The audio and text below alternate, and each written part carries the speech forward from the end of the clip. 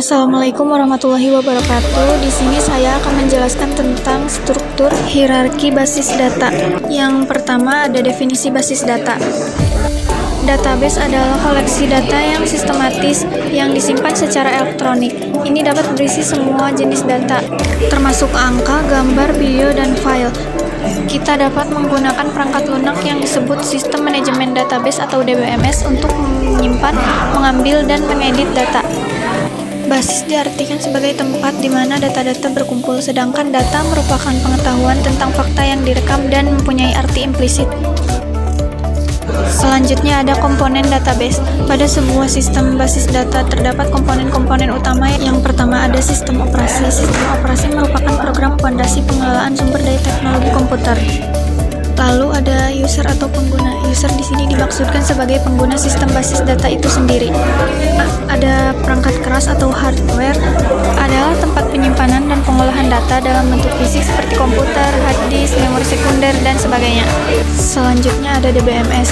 Contoh DBMS yang populer adalah MySQL, MS SQL Server, Oracle, IBM DB2, dan PostgreSQL.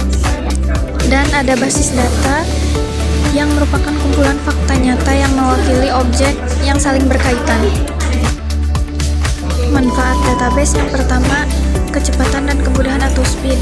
Manfaat pertama dari basis data adalah dalam hal kecepatan dan kemudahan, artinya dirancangnya basis data bertujuan untuk mempercepat proses pengolahan informasi. Yang kedua ada kebersamaan pemakaian atau shareability.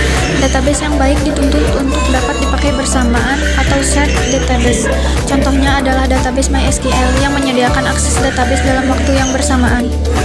Yang ketiga, dapat diterapkan standarisasi atau pemusatan kontrol data.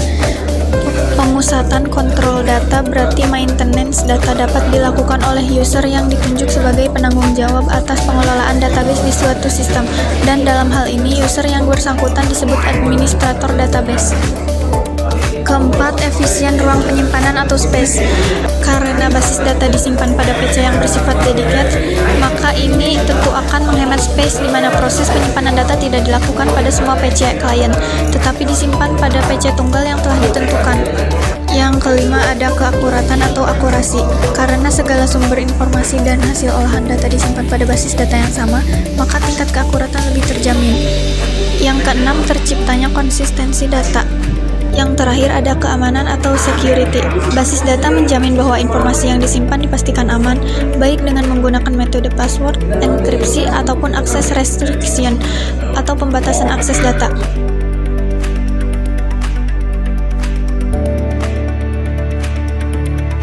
Yang terakhir ada operasi dasar basis data.